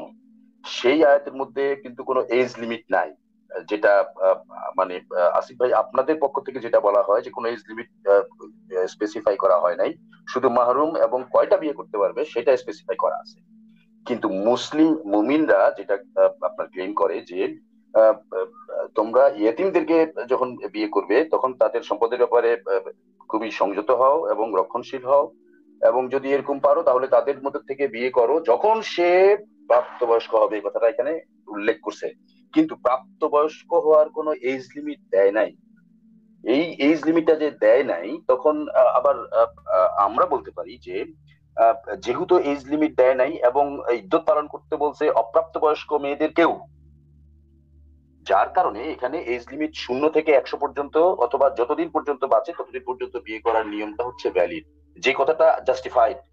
কিন্তু ওরা এই প্রাপ্তবয়স্কের এই কথাটার মিনিং হিসাবে বিভিন্ন রকম গ্রন্থ নিয়ে আসে, আল বিদায়া ওয়ান নিহায়া, ওয়ারাসাতুল আম্বিয়া অর সো মেনি থিংস। এর কারণটা হচ্ছে যে একটা হাদিসের মধ্যে মোহাম্মদ সাল্লাল্লাহু আলাইহি ওয়াসাল্লাম এইভাবে বর্ণনা করছেন যে তার সাহাবারা যদি কিছু বলে, অথবা তাবেঈনরা অথবা তাবেঈরা অথবা সালফে সালেহিনরা অথবা আলেমরা, বিকজ আলেমরা হচ্ছে ওয়ারাসাতুল আম্বিয়া, নবীদের ওয়ারিশ, তাহলে সেই সমস্ত কথাগুলো কেউ অ্যাকসেপ্ট করতে হবে, যেটাকে ওরা কিয়াস বলে আর কি। যে অমুকের মতে, ইমাম আবু হানিফার মতে, শাফিঈর মতে, তমুকের মতে, এগুলো তাদের মত, যেটা আমরা অ্যাকসেপ্ট করি না, যেহেতু it is not clearly written in the Quran and hadith যে এজ 10 অথবা 12। কারণ অপ্রাপ্তবয়স্ক মেয়েদের বিয়ে করার পরও তাদের ইদ্যত পালন করতে বলছে, এরকম একটা ডকুমেন্ট আসিফ ভাই আপনিও দেখাইছিলেন। তো অ্যাজ এ রেজাল্ট আপনার যে কোনো বয়সেই বিয়ে করা যায়। তো মুমিনরা এই জিনিসটা নিয়ে ফালাফালি করে, কিন্তু তারা এই পয়েন্টটা খেয়াল করে না যে এতিমদেরকে বিয়ে করার ক্ষেত্রে কিন্তু একজন এতিমকে বিয়ে করা যাবে না। ওখানে বলছে যে এতিমদেরকে বিয়ে করার ক্ষেত্রে তোমরা 2, 3 অথবা 4, 2 দিয়ে শুরু হয়েছে। আর যেখানে বলছে সাধারণভাবে তোমরা বিয়ে করতে পারো 1, 2, 3, 4, তাহলে এতিমদেরকে বিয়ে করাই হচ্ছে মুমিনদের জন্য উত্তম, কারণ একসাথে 2টা করতে হবে। আর এইখানে একটা পয়েন্ট খেয়াল করবেন যে এই কথাটা আল্লাহ বলছে পুরুষদেরকে, কিন্তু মহিলাদের ক্ষেত্রে কি হবে? যে সমস্ত ছেলে অরফানরা আছে তাদেরকে বিয়ে করার ক্ষেত্রে কোনো বিধি কিংবা মানে কোনো রুলস এখানে বলেন নাই। আসিফ ভাই, আমি কথাগুলো ঠিক বলতেছি অ্যাকর্ডিং টু, আপনি তো আমার চেয়ে মানে বেশি হাদিস এবং কোরআনের আয়াত পড়াশোনা করছেন, আমার কথাগুলো ঠিক আছে তো না? হ্যাঁ ভাই, ঠিক, এই কথাগুলো তো অসংখ্যবার আমরা আলোচনা করেছি। হ্যাঁ, ওই যে ওই পয়েন্ট আর কি, গ্যাপটা কোথায়? ওরা যে বারবার প্রাপ্তবয়স্ক নিয়ে কথা বলে না, শুধু এতিমদের ক্ষেত্রে বলছে প্রাপ্তবয়স্ক হলে বিয়ে। এটা তো হ্যাঁ, এটা তো মিথ্যা বলে, যে কোনো তাফসীর খুললে এটা দেখা মিথ্যা যাবে। বলে, রাইট রাইট রাইট 6 নম্বর আয়াতটা যে কোনো তাফসীর, মানে একটা তাফসীর না, যে কোনো তাফসীর দেখলে এটা বোঝা যাবে। তো জি, কিন্তু তারা রেফারেন্স দেয় হলো ইন্ডিভিজুয়াল কোনো একজন মানুষের। না না, তারা নিজেরা তাফসীর করে, বলে তাফসীর খোলা যাবে না, না না না, তাফসীর খুলতে গেলেই দৌড় দেয়। হ্যাঁ, আর আমি সেদিন একটা ওদের লাইভে যুক্ত হয়েছিলাম যেখানে মিনার ভাই কমপ্লিটলি ডিসএগ্রি করছে যে ইভালুয়েশন প্রসেসের সাথে আপনার যে হাদিসগুলো ওরা সিনক্রোনাইজ করতেছে এটা সম্ভব না, একজন আলেমের সাথে আর কি, একজন আলেম নামে কি যেন একজন আসছিলেন। তো ওইখানেও আমি ঠিক মতো প্রশ্ন করতে পারিনি, ওরা প্রশ্ন করতে দেয় না, ঠিক মতো কথা বলতে দেয় না। আমার মনে করে যে আমি একটা নাস্তিক, আমি যে যাই বলবো তাই মনে করেন বিষয়টা তো আপনিও বুঝেন, আমিও বুঝি যে তারা একটু লজ্জিত। হ্যাঁ ঠিক আছে ভাইয়া, লজ্জিত, হ্যাঁ এটা স্বীকার করতেছে, এটা স্বীকার করা উচিত, আমার মতে এটা স্বীকার করা উচিত। আরেকটা জিনিস ভাইয়া, ওই যে রেপ করার যে ব্যাপারটা বলছে না ভাই, মিনার ভাই কিন্তু লজ্জিত। মিনার ভাই, জি রাইট রাইট, মিনার ভাই কিন্তু সিনা টান করে বলে দেয়, যেটা আছে সেটা সিনা টান করে বলে দেয়, হ্যাঁ সত্য কথা, সত্য এটা আছে। কিন্তু অন্যগুলা কিন্তু সেই সৎসাহসটা নাই, নিজেদের ধর্ম নিয়ে তারা জি ধর্মকে ওইটাকে প্রমাণ করেই ছাড়বে যে সত্য। আরেকটা জিনিস ভাই, যে লাস্টে রেপ হওয়ার যে ব্যাপারটা বললো না, এরা এদের ব্যাপারটা হচ্ছে এরকম যে একটা মুমিনীয় কালচারে বড় হয়, তো তাদের মধ্যে ওই বিবেকটা এবং আপনার ওই উপলব্ধিটা এখনো আসে নাই যে আপনার একটা মেয়ে রাস্তা দিয়ে ঘুরতে পারবে যেভাবে আমি ঘুরতে পারতেছি। কারণ কি, মুসলিমরা আমরা মনে করি মেয়েরা তো একটা ভোগ্য বস্তু, গনিমতের মালের লিস্টের মধ্যে মেয়েদেরকে ইনক্লুড করা হয়েছে এদেরকে শুধু ভোগ করার জন্য, রেপ করার জন্য। এবং রেপ করতে যে আনন্দ এবং ওই এন্টারটেইনমেন্টটা হয় ওই জায়গাটায় নিজেকে কল্পনা করে যে আমি থাকলে তো এই জিনিসটা আমিও করতাম, সো এটাকে সাপোর্ট করা উচিত। যে সে শর্ট আপনার ড্রেস পরে অথবা মনে করেন টাইট ড্রেস পরে বের হয়েছে কেন, তার প্রতি সে অ্যাট্রাক্ট করতেছে কেন? কিন্তু ব্যাপারটা যে এরকম না যে একটা দোকান খোলা আছে তাই বলে যে সেটাকে রবারি করা যায় এবং এই রবারি করাটা যে অন্যায়, এই জিনিসটা বুঝতেছে না। ওরা বলছে দোকানদারকে যে তুমি দোকান খোলা রাখছো কেন, এবং তুমি ছিলে না কেন, দোকান খোলা রেখে চলে গেছে কেন? এই সামান্য লজিকটা তাদের মধ্যে আসে না যে একটা মেয়ের পোশাক কিংবা বোরকা পরা থাকলে যে রেপ হয় না, রেপ করার জন্য যে একটা পারভার্টেড মেন্টালিটি লাগে, এই জিনিসটা তাদের মাথার মধ্যে আসতেছে না এখন। ঠিক আছে ভাই, আমার কথা মোটামুটি এখানে ধন্যবাদ। হ্যাঁ, আমরা শেষ একজনকে যুক্ত করেছি, ওনার সাথে একটু কথা বলে লাইভটা শেষ করে দিব। ক্যাসেল ভাই, আপনি যদি থাকতে চান থাকতে পারেন, আবার চলে যেতে চাইলে চলে যেতে পারেন, আমরা একটু পরে শেষ করে দিব। না অসুবিধা নাই, আমি শুনি, অসুবিধা নাই। আচ্ছা, আমাদের সাথে আছেন নাহিয়ান ভাই। নাহিয়ান ভাই বলেন আপনি। আসসালামু আলাইকুম ভাই, ভাই ভালো আছেন? আপনার উপরে শান্তি বর্ষিত হোক, আমি ভালো আছি ভাই, আপনি বলেন। অমিত ভাই কি লাইনে আছে? অমিত ভাই সাথে একটু কথা বলতে। হ্যাঁ আছি। ভাইয়া, আমার হচ্ছে যে বিবর্তন নিয়ে কয়েকটা প্রশ্ন জাগছে, তো আপনার সাথে কি একটু কথা বলতে পারবো? তাহলে সোমবার দিন বা মঙ্গলবার দিন আসুন, ওই দিন লাইভ করবো, সেদিনকে আসুন। তাহলে আপনার নামটা মনে রাখলো, নাহিয়ান। জি জি, সোমবার বা মঙ্গলবার না? হ্যাঁ ওইদিকে করবো। আমি ইয়াটা বলে দিচ্ছি, বাংলাদেশ সেকুলার হিউম্যানিস্ট মুভমেন্ট একটা পেজ আছে এবং বাংলাদেশ ফেমিনিস্ট মুভমেন্ট একটা পেজ আছে। এই দুইটা পেজ থেকেই মাঝে মাঝে অমিত ভাই লাইভ করেন, এবং বাংলাদেশ সেকুলার হিউম্যানিস্ট মুভমেন্ট থেকে প্রধানত করেন ওই পেজটা থেকে এই বিজ্ঞান বিষয়ক। নাহিয়ান ভাই, আপনি অনুগ্রহ করে তাহলে সেই দিন ওনার সাথে লাইভে যুক্ত হয়ে আপনার কাছে যে তথ্য প্রমাণগুলো আছে সেগুলো একটু রেডি করে রাখেন। তথ্য প্রমাণ না, জাস্ট আমি হচ্ছে যে মানে কিছু ব্যাপার একটু জানার জন্য আর কি, অনেকে বলে তো এই জন্য আর কি। আচ্ছা, তাহলে তারপরে যে জিনিসগুলো আপনি জানতে চাবেন সেগুলো একটু অর্গানাইজ করে একটু ধরেন একটা কয়েকটা পয়েন্ট লিখে রেখে, তারপর যদি আপনি ওনার সাথে আরো একজন থাকবেন, আমাদের এক্সন আপু থাকবেন, উনি একজন এক্সপার্ট, এবং আরো আমরা প্রয়োজন হলে আরো দুই একজনকেও নিয়ে আসতে পারবো যদি আমরা পারি। তাহলে আমরা ওই দিন একটা আলোচনা করতে পারি। অমিত ভাই, আপনি আপনি তাহলে টাইমটা এবং পেজটার নামটা আরেকবার একটু বলে দেন ভাই। হ্যাঁ, আমরা এই ইয়ে থেকে আমরা মোটামুটি ধরুন এই সোমবার বা মঙ্গলবার দিন আমরা লাইভ করব, ঠিক আছে? তাই আসিফ ভাই যে পেজটা বললেন, ওই বাংলাদেশ সেকুলার হিউম্যানিস্ট মুভমেন্ট যে পেজটা, সেখান থেকে আমরা লাইভ করব, ঠিক আছে? আমরা জানি না এখনো পর্যন্ত টপিকটা আমি ঠিক করিনি, এই সোম মঙ্গলবার কি নিয়ে ডিসকাস হবে এটা নিয়ে আমি সেটা এখনো পর্যন্ত ঠিক করিনি। তবে আপনি আসুন, আমরা ওই দিনকে চাইছি যে একটু এই কয়েকদিন আগে মানে এই আগে যে লাইভগুলো সেগুলো আমরা একটু মানে নিজেরাই একটু বেশি আলোচনা করেছি। আর এবার আমরা আস্তে আস্তে ধীরে ধীরে দর্শকদের কাছ থেকেও যাবো এবং তাদের কাছ থেকেও নেবো, ঠিক আছে? তাদের কাছ থেকেও ধীরে ধীরে প্রশ্ন, বেশি পরিমাণ দর্শকদের কাছ থেকে প্রশ্ন নেওয়া শুরু করবো, ঠিক আছে? এবং আপনি আসুন। আমরা চাইবো যেন আপনি ক্রিটিক্যাল কোশ্চেন করেন, যেন অমিত ভাইয়ের থোতামুখ ভোতা করে দেওয়ার মতো যদি আপনার কাছে কোনো প্রশ্ন থাকে, তাহলে আমি আরো ব্যক্তিগতভাবে আরো খুশি হব যে একদম দিছে আজকে অমিত ভাইকে থোতামুখ ভোতা। আচ্ছা আচ্ছা, অমিত ভাই, হ্যাঁ, আপনি ওই যে তানবীর যিনি আছেন লাইভ করেন, ওনার লাইভে একজনের সাথে হচ্ছে যে এই অনেক ব্যাপারটা অনেক নিয়ে আপনারা অনেক অনেক হ্যাঁ ব্রড ডিসকাস করার একটা কথা ছিল, ওইটা কি পরবর্তীতে আর হয়েছিল? মানে আমি না, একটা জায়গা তারপরে তো পর্যন্ত হয়নি। দেখে আর খুঁজে আমি পাইনি। তো হ্যাঁ, তারপরে তো আমি ইয়ে করেছিলাম, আমি ওই আরএনএ ওয়ার্ল্ড হাইপোথিসিস নিয়ে তো আমি বেশ 200-250 পেপার নিয়ে গেছিলাম, তারপরে প্রতিটা কোয়েশ্চেনের এক একটা ইয়ে নিয়ে গেছিলাম। তারপরে তো সেটা আর হয়নি। তারপরে আর তারপরের সপ্তাহে কি হলো আমি জানি না, 3টে লাইভ হয়েছিল দেখবেন, তারপরে আর হয়নি। তারপরের সপ্তাহে আর তো যুক্ত হয়নি। তারপরে আর অনেক ছিল না, অনেক তো বললো যে, অনেক তো যার ওই থার্ড লাইভের শেষে বললো যে ওর পরীক্ষা টরীক্ষা আছে বা ক্লাস শুরু হচ্ছে, ও আর যুক্ত হবে না। তা সেসব বলে তো ওই দিনকে হয়ে গেছিল, তারপরে তো আমাকে ইনভাইটও করেনি, আমি যাইও নি। আর আমিও একটুখানি ব্যস্ত হয়ে গেছিলাম। ওই ডিসকাশনটা ভালো লাগতেছিল ভাই। হ্যাঁ, আমরা ওই আরএনএ ওয়ার্ল্ড হাইপোথিসিস এইগুলো নিয়ে আমরা কথা বলবো। হ্যাঁ, আর আপনি সব থেকে ভালো হয় যদি আপনার যে কোয়েশ্চেনগুলো, সেই কোয়েশ্চেনগুলো বা ধরুন হচ্ছে আরো একটুখানি ইয়ে করুন, ঠিক আছে? যেগুলো ধরুন এদিক ওদিক যে আপনি বিরুদ্ধ বক্তব্যগুলো, সেগুলো আপনি জট ডাউন করে আসুন, ঠিক আছে? ওই দিনকে সেগুলো নিয়ে কথা বলা যাবে, ঠিক আছে? আচ্ছা, ঠিক আছে ভাই। খুব সুন্দর আচ্ছা হবে সেটা। আচ্ছা, একটা খালি প্রশ্ন করি অমিত ভাইকে। হ্যাঁ অমিত ভাই, আপনি যতগুলা পেপার পড়েছেন, যতগুলা স্টাডি করেছেন, আপনার হ্যাঁ কাছে কি ঘুণাক্ষরে মনে হয় যে এটা কি কোনোভাবেই সম্ভব যে ইভলিউশন থিওরি ভুল, ক্রিয়েশনিজম হচ্ছে গিয়ে সঠিক? এটা কি কোনোভাবে মানে 0.0001% সম্ভাবনা কি আছে? দেখুন, এখানে একটা জিনিস বলি, সেটা হচ্ছে যখনই একটা প্রমাণ উত্থাপন করতে হয়, সেই প্রমাণটা সবসময় কতগুলো ধরুন আমার একটা আছে কারোর নাহিন ভাই, হ্যাঁ থ্যাংক ইউ। তো দেখুন, একটা ধরুন হচ্ছে একটা অবজারভেশন আমি দেখলাম, সেই কতগুলো অবজারভেশন দেখে আমি একটা হাইপোথিসিস তৈরি করলাম, ঠিক আছে? এইখানে হচ্ছে অনেকগুলো ব্যাপার আছে। সেই হাইপোথিসিসের probability, prior probability, posterior probability, কিভাবে আমি হাইপোথিসিসটাকে আপডেট করব, সেটা ধীরে ধীরে আরো অবজার্ভ করে সেটা কিভাবে টেস্ট করব। তো এই সমস্ত কিছু গিয়ে আরো একটা ব্যাপারে দাঁড়ায়, সেটা হচ্ছে যে ফলসিফাইবল, অর্থাৎ কিনা আমাকে এমন একটা মেথডও সেই ইয়ের সাথে দিতে হবে, যে কথাটা আমি মানে এমন একটা জিনিস বলতে হবে, যেমন ধরুন হচ্ছে বললাম যে পৃথিবী সূর্যের চারদিকে ঘোরে, ঠিক আছে? এই কথাটা বললাম। এবারে সেই হাইপোথিসিসটার এগেইনস্টে আমাকে একটা বলতে হবে যে, যদি এরকম একটা অবজারভেশন দেখা যায় যে বাকি সমস্ত উপগ্রহগুলো চারপাশে সূর্য ঘুরছে, এরকম যদি একটা অবজারভেশন দেখা যায়, তাহলে আমার এই অবজারভেশনটার ভুল প্রমাণিত হওয়ার সম্ভাবনা আছে। তার মানে আমাকে একটা জিনিস বলে দিতে হবে যে আমার এই সম্ভাবনাটা কিভাবে ভুল প্রমাণিত হতে পারে। তো এই যে ক্রিয়েশনিজম যে মিথগুলোর মানে এই সমস্ত ক্রিয়েশনিস্টদের যে সমস্ত কথাগুলো আমরা শুনি, ইন্টেলিজেন্ট ডিজাইন বা ধরুন হচ্ছে ওয়াচমেকার মানে ইয়ে আর্গুমেন্ট, এই সমস্তগুলো, বা ধরুন হচ্ছে ইররিডিউসিবল কমপ্লেক্সিটি, এই সমস্তগুলো, এগুলো শুনতে খুব মজা লাগে। কিন্তু এর এগেনস্ট মানে এইটার সপক্ষে খুব একটা যুক্তি দেওয়া, একটা ফলসিফাইবল মানে একটা হাইপোথিসিস দেওয়া, সেই জিনিসগুলোর মধ্যে কোনো কিছু দেখা যায় না। তার মানে যদি এরকমও যদি হয় যে একজন ইন্টেলিজেন্ট ডিজাইনার যে এইগুলোকে ডিজাইন করেছেন, এই নিয়ে তো আমরা লাইভটা করছিলাম আগের দিন লাইভটা, যে এই ইন্টেলিজেন্ট ডিজাইনারের ফ্ল মানে ভর্তি। ওই যে রিকারেন্ট ল্যারেঞ্জিয়াল নার্ভের কথা বললাম, ওটা তো একটা হাস্যকর ডিজাইন। ওইটা তো একটা বাচ্চা ছেলেও যদি ডিজাইন করে যে এই ডেভেলপমেন্টের ওই জিনিসটাকে সলভ করে দিতে পারবে। তার মানে বোঝা যাচ্ছে এইরকম কোনো প্রমাণ পাওয়া যায় না। সেই সূত্রে এটা অবশ্যই বলা যায় যে, আর যাই হোক, ইভলিউশন থিওরির পেছনে একটা থার্ড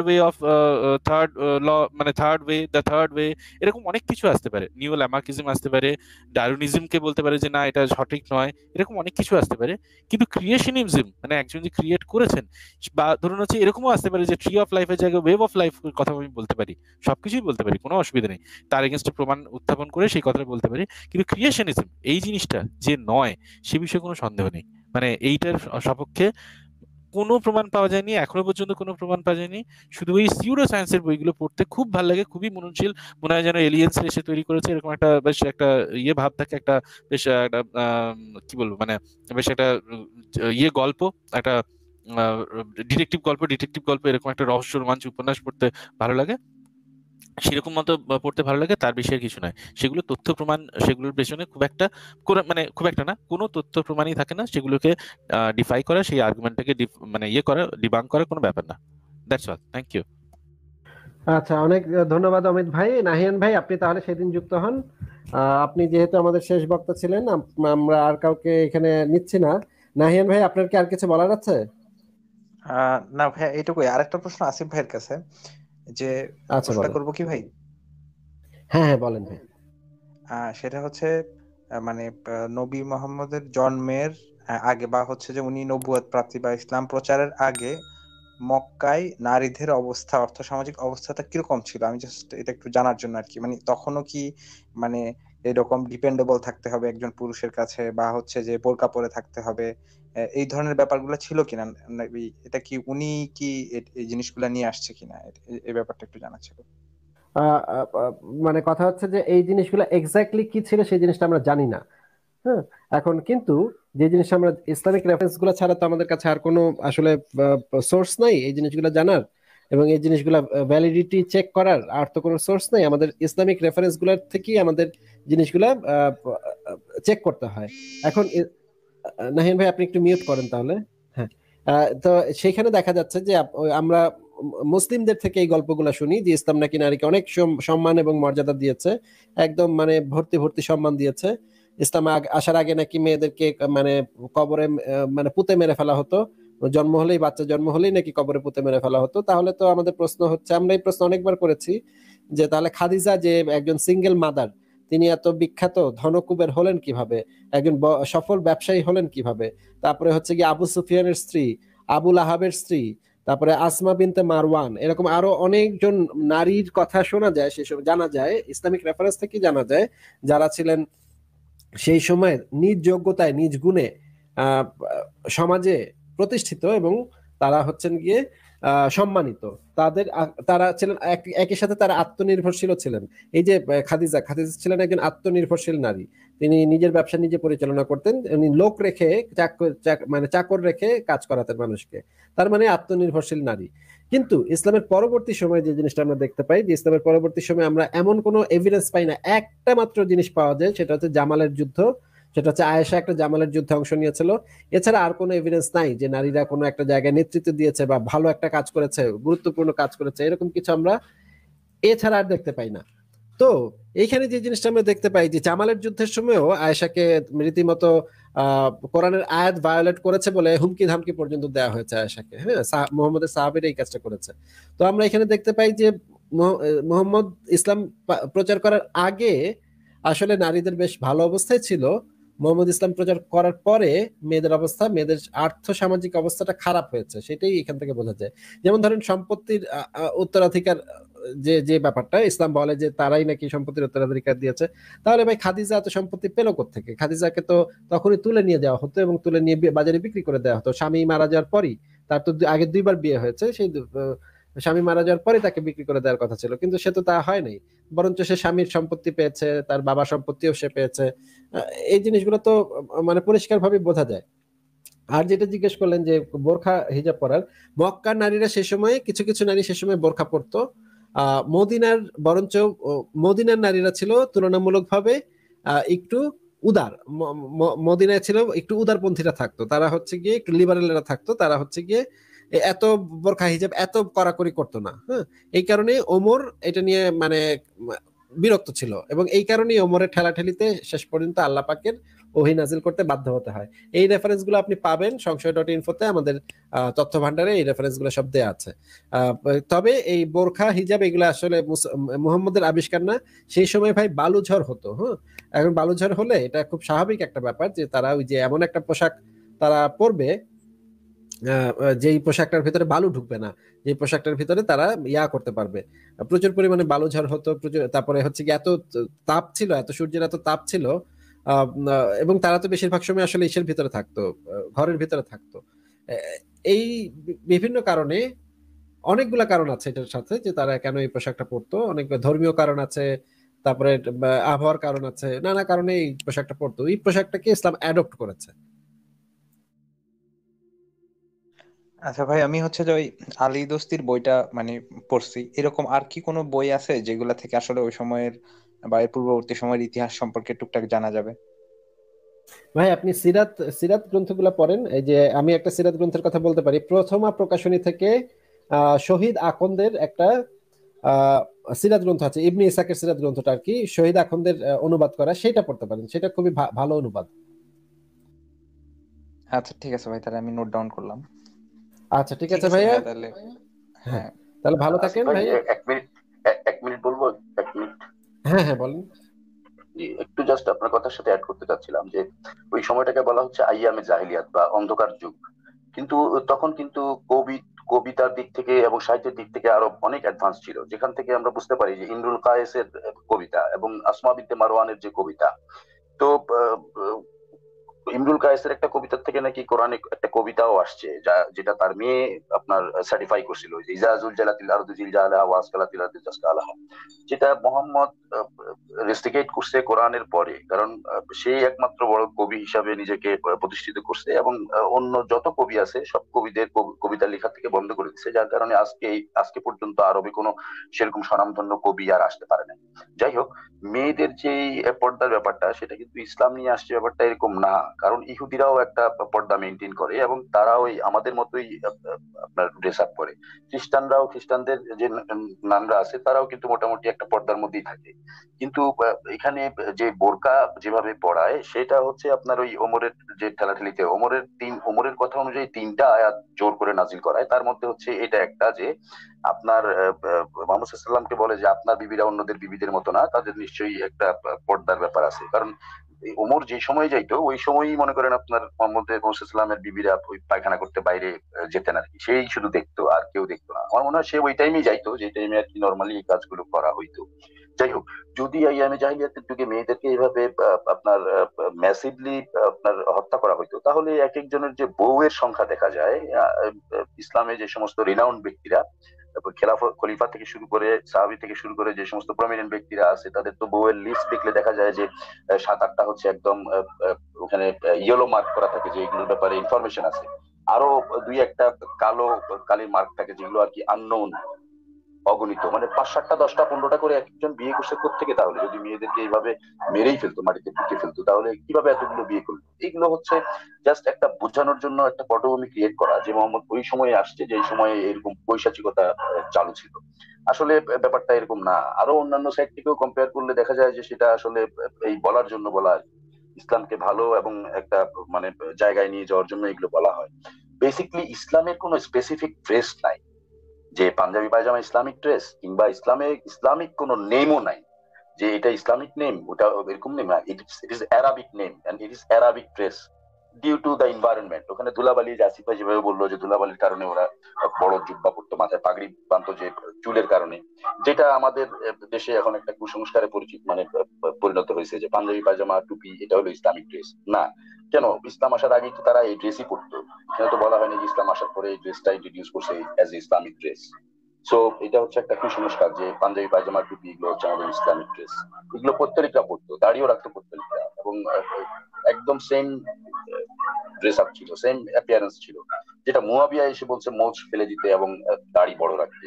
মুয়াবিয়া তো নবী না, ওমর চালু করছে, নিষেধ করছে মোতাবিবাহ বন্ধ করতে, কিংবা ওমর চালু করছে তারাবির নামাজ, এগুলো তো সে তো নবী না। সো এরকম বিভিন্ন সময় বিভিন্ন নিছে আর কি, সাহাবীরা, তাবেঈরা, সালফুস সালেহিনরা, এগুলো ভ্যালিড না, এগুলো সব ইনভ্যালিড। ঠিক আছে, অনেক ধন্যবাদ। অনেক ধন্যবাদ ক্যাসেল ভাই। আপনাকে ছোট একটা অনুরোধ করি, আপনার বাসার পাশে বোধহয় অনেক কুকুর আছে, আপনি যদি মানে বাসায় খাবার দাবার খাওয়ার পরে যদি খাবার টাবার বেঁচে যায় কিছু ফেলে টেলে দেন, আপনি যদি অনুগ্রহ করে সেই খাবারগুলা মানে উচ্ছিষ্ট খাবারগুলা যদি সেই কুকুরগুলাকে দিয়ে দেন, আমার মনে হয় কুকুরগুলা রাতের বেলা বোধহয় ক্ষুধার যন্ত্রণায় বোধহয় অনেক কুকুর চিৎকার চেঁচামেচি করে। এই জিনিসটা যদি ক্যাসেল ভাই একটু মনে রাখতেন, আমার মানে খুবই ভালো লাগতো তাহলে। আমি ওই সন্ধ্যার দিকে খোঁজার চেষ্টা করছিলাম, বুঝছেন, কিন্তু ওরা না রাত্রি 12টার পরে আপনার চিল্লাচিল্লি করে, আর আমি থাকি 14 তলায়। তো আমি ওই যে ময়লা নিয়ে যাই যে লোকটা, ওই লোকটাকে স্পেশালি বলছি যে এই খাবারগুলো হচ্ছে ভালো, জাস্ট একটু নষ্ট হয়েছে। আমরা যেগুলো দিলাম ফ্রিজ থেকে বের করে দিয়ে দিই, নষ্ট হয়ে যায় যেগুলো, এগুলো একটু পারলে কুকুরগুলোকে দিয়ে। তো পরে একদিন চেক করলাম, তো বললো যে ভাই ওই যে সময় আমরা ময়লার ইয়েগুলো মানে বাছাবাছি করি খাবারগুলো, ওই সময় আবার কুকুরগুলো থাকে না। মানে কুকুরগুলোর সাথে টাইমিং এ হয় না। এখন যদি যেতে পারতাম তাহলে দিতে পারতাম এরকম আর কি, কিন্তু এখন তো সবকিছু বন্ধ হয়ে গেছে। মানে আমি এটার ব্যাপারে খুবই কনসার্ন, এবং আমার খুবই ভালো লাগে যে কুকুরের ব্যাপারটা, কুকুরকে আমি অনেক ভালোবাসি। একটা কুকুরকে একটা হাড্ডি দেওয়ার পরে সে অনেকক্ষণ পিছে পিছে করতে থাকে। ওই যে মোহাম্মদের ওই সমস্ত হাদিস, তো আমার তো এগুলো সব পড়া, মাদ্রাসায় পড়ছি না, সব এগুলো মনে করেন জানি কুকুরকে এরকম মেরে ফেলছে। আমি ওদের মানে চেষ্টা করছিলাম, কিন্তু ওই মানে টাইমিং হয় না। টাইমিং হলে আচ্ছা অবশ্যই ভাইয়া, দিই। থ্যাংক আচ্ছা ইউ, ভাইয়া, আপনি থ্যাংক ইউ চেষ্টা ফর ইউর কনসার্ন। চেষ্টা যে করছেন সেটার জন্য অনেক ধন্যবাদ জি জি আপনাকে। অনেক মানে আমার খুবই ভালো লাগলো শুনে। অমিত ভাই, আপনি কি শেষে আপনি কিছু এটা নোটিস বলবেন? করছেন এই জন্য, আপনি যেটা নোটিস করছেন এই জন্য আপনাকে অনেক ধন্যবাদ। আচ্ছা আচ্ছা ভাই, অমিত ভাই শেষে যদি কিছু বলেন। না, এক্সট্রা কিছু বলার নেই। একটু মানে আজকে অসংখ্য ধন্যবাদ যুক্ত করার জন্য সবাইকে, শুভরাত্রি। আর পরের মানে আর এই লাইভের জন্য, লাইভ দেখার জন্য সবাইকে অনুরোধ রইল। আর এই নাহিয়ান, আপনিও যুক্ত হবেন, ওই দিনকে আলোচনা করা যাবে আপনার সাথে বিবর্তন সম্পর্কে। অসংখ্য ধন্যবাদ আসিফ আচ্ছা ভাই। ঠিক আছে ভাই, আপনাদের সবাইকেও ধন্যবাদ। আচ্ছা, থ্যাংক সবাই ইউ।